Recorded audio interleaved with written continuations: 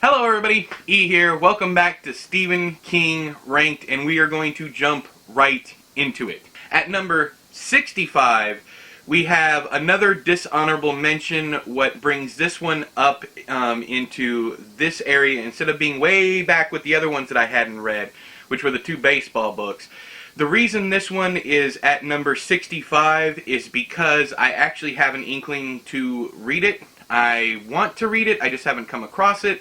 I also haven't actively looked it up, but I would rather go find this one than reread the three that I have at the bottom, or the two that I haven't read, which were the two baseball books. And that is Hearts in Suspension. This one, I believe, is a non-fictional story, is the non-fictional story of how Stephen King came to write Hearts in Atlantis.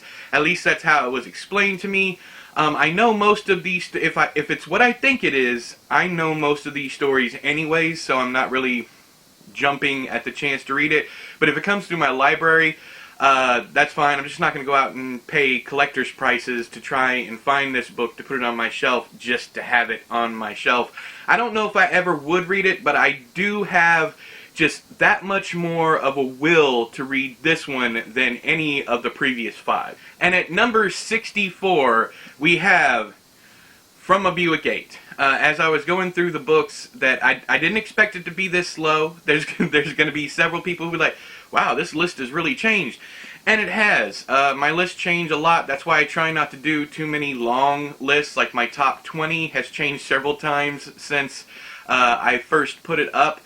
And this one, I put this off for so long for obvious reasons. It just keeps on changing. Sometimes I'm in the mood for certain books, sometimes I'm not.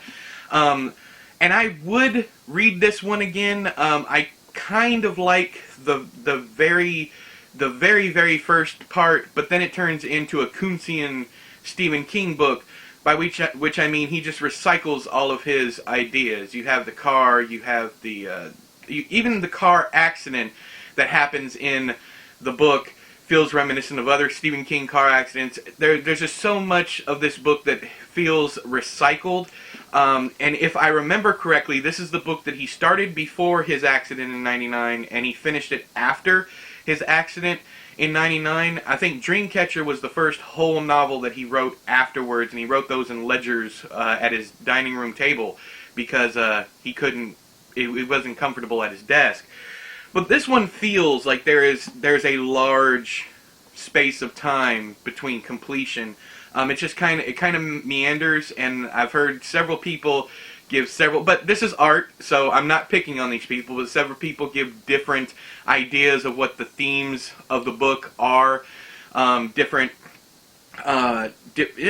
different themes, what it means for the characters, how the characters drive the story in this one. I don't feel that way. Even the characters feel like secondhand Stephen King characters written by another author. And if I'm completely honest, now that I have read the two Gwendy's books, this one feels like Chismar wrote it. I think that's the problem that I have with this one, is it doesn't feel like a Stephen King book. Going back and thinking about it even more, Elevation feels that way too. A very stripped down, very cardboard story, not much to it. Let's just go ahead and get to the end. That kind of what I feel is going on in this one. Not so much Elevation. Elevation was more plot heavy. But with this one, man, I mean, yeah, and it's also on Stephen King's short books list. At least for Stephen King. This one's 356 pages. I mean, that's a generic thriller. But I'm glad it didn't go on long, so that's why it sits up a little bit farther than the other ones that I absolutely despise. And that's because this one goes by very, very quickly. And at number 63, we have Sleeping Beauties. Yes, my whole bottom list has changed. I am a big fan of Owen King. I absolutely love Double Feature. Sorry. Absolutely love Double Feature. I haven't read it in a long time, but I love that book. I have not read his short story collection with the opening novella. I have not read that one. I'm trying to save some stuff from him because I don't know when he's not like Joe Hill and King, where they produce on a pretty well, King does, produces every single year. With Owen, I don't foresee a whole lot from Owen over his career, so I'm trying to save some tidbits. Hell, we might not get anything else at all. Who knows? I don't know. And I love Stephen King. What happened? I don't know what happened. This is a complete rehash of Under the Dome. In fact, it feels like, well, it's not that it feels like. The story, the characters, all that kind of feel similar. Everybody has their own doppelganger. Gonger? I don't know. Give me the pronunciation down there in the doobly-doo. Everybody has their alternate version of themselves, whether it be Under the Dome or Sleeping Beauties, except for maybe Big Jim Rainey. If you can tell me who's supposed to be Big Jim Rainey in this one, let me know down there in the doobly-doo. But this one, I've heard so much from people. If you haven't read Under the Dome, you're going to love Sleeping Beauties. If you've read Sleeping Beauties, and it's vice versa. I almost said vice versa. That's not right, kids. But if you've read Under the Dome, you hate Sleeping Beauties.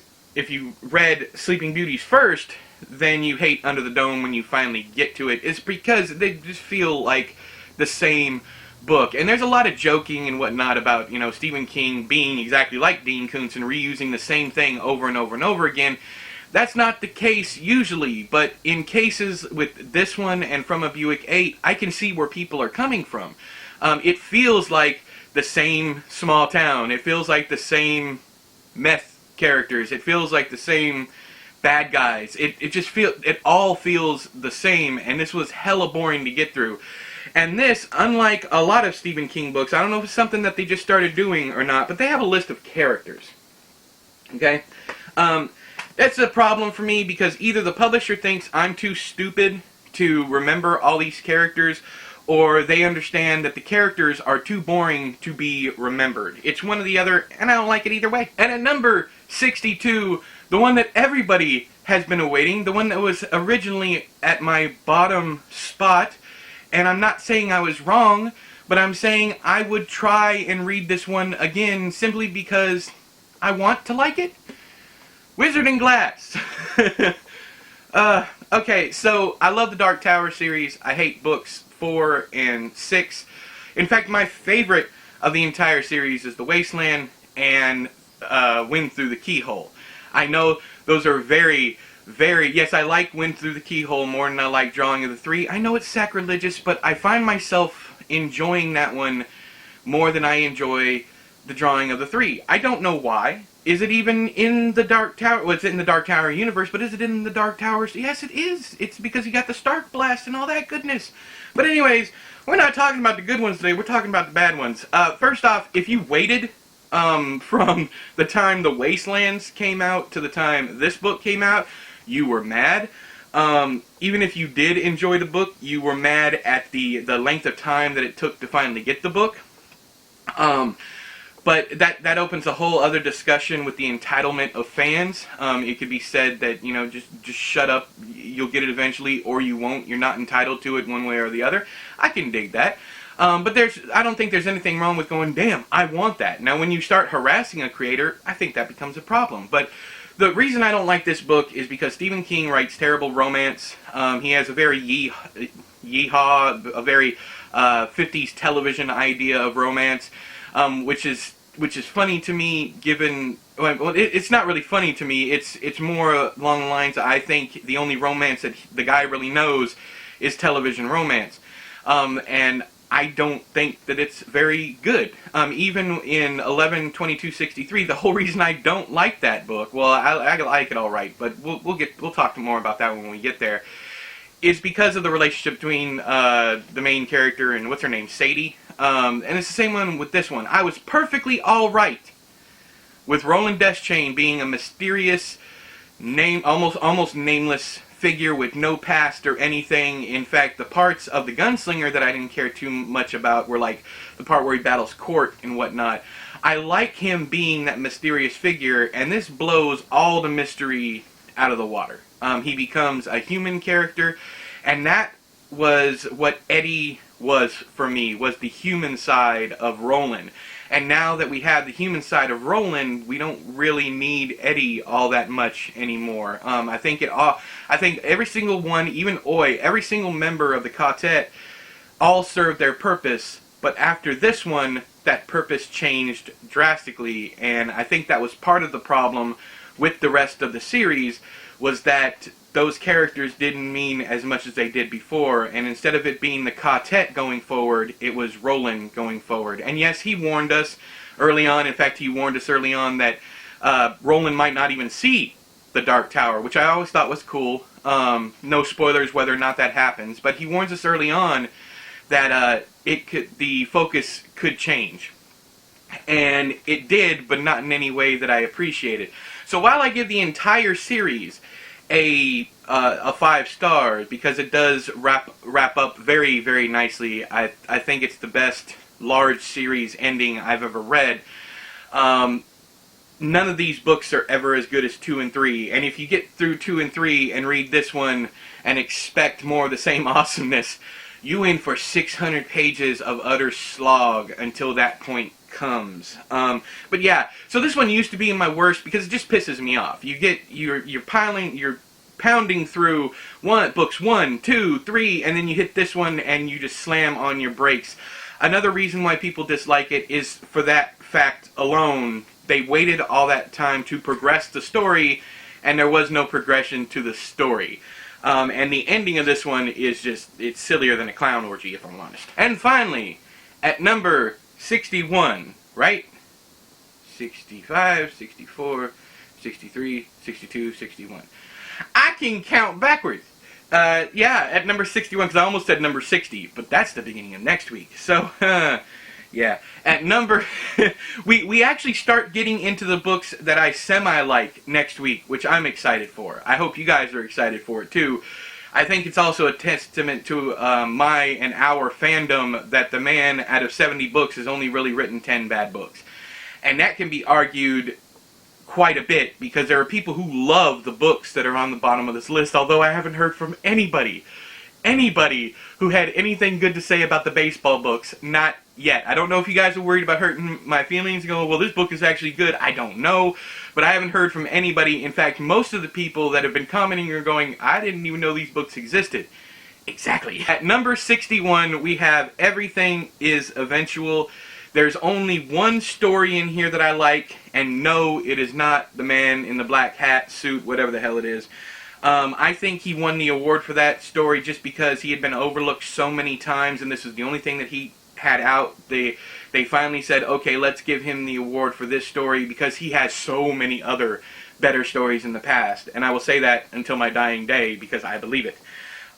So yeah, the only story in here I even remotely like is the Little Sisters of Illyria, and only because that story ties into, you know, the Dark Tower series. There's a lot of stuff in here that is an ode to something else, and if you watch my review of Joe Hill's, all of his stuff blurs together now, Full Throttle, if you watch my review of that one in Full Throttle, I said it was nothing but a cover album, kind of like the Metallica's Garage Days, and while that's fine, it still is just, you know, cover songs. Alright, so in this one you have Autopsy Room 4, which is straight out of Twilight Zone, and you just keep on going. Everything in here, I'm trying to find one thing that I enjoyed out of here. I guess 1408 and Riding the Bullet are okay also, but the rest of the collection is so bad, I always forget that they're even in here. I don't know if I caught it on camera, but I was actually shocked just now to see 1408 and Riding the Bullet in this story. So I do like 3 of the stories. I will say that for all of his other collections, this is easily the worst, and obviously I have shut it out of my head. It was so bad. I remember several stories in this one just going, I know exactly how this is going to go, and I thought it's from the era of the Trilogy of Trash. He was throwing together all the stories that he had sitting around, and in fact, I think he said this was supposed to be the last collection or something like that, and said, what I did was take all the spades out of a deck of cards plus a joker. Ace to king equals 1 through 13, joker number 14. I shuffled the cards and dealt them. The order in which they came out of the deck became the order of the stories based on their position in the list my publisher sent me. And it actually created a very nice balance between the literary stories and the all-out screamers. I don't think there's any screamers in here. This one is very heavy on the literary stuff. And that doesn't make it bad. That's just actually, it doesn't affect anything that it's literary. But I find the entire book really, really boring. I also added an explanatory note before or after each story, depending on which seemed the more fitting position. Next collection selected by Tarot. So he's got a sense of humor, but I think deep down he knew either he was figuring that he was going to be retiring or that something in his career was going to be changing. And I'll be damned, after the trilogy of trash, everything changed. If you want to talk about tonal quality of Stephen King's work, I think even his editor changed. I can't remember exactly when Chuck Verrill died, but something changed after that, and his prose got much, much tighter, almost to the point where him and Joe Hill read almost the exact same now, as far as sentence structure, as far as beats of story points, that kind of thing. It feels like they're both using the same editor. Either that, or Tabitha unlocked an achievement, and because I like New King more than I like Old King. Old King is great, but I feel like if Old King went back and rewrote some of his earlier stinkers, I think they would be better. Like, let's say Christine or the Dead Zone. I know they're personal favorites, and we're going to get to them on this list, but that is all for this list this time before I just keep on ranting all the way into next week. But have you read any of these? Are any of these on your best or worst list? Please let me know down there in the doobly-doo. But until next time, I have been E, you have been you. This has been Stephen King Ranked. I'll talk to you guys later. Bye-bye!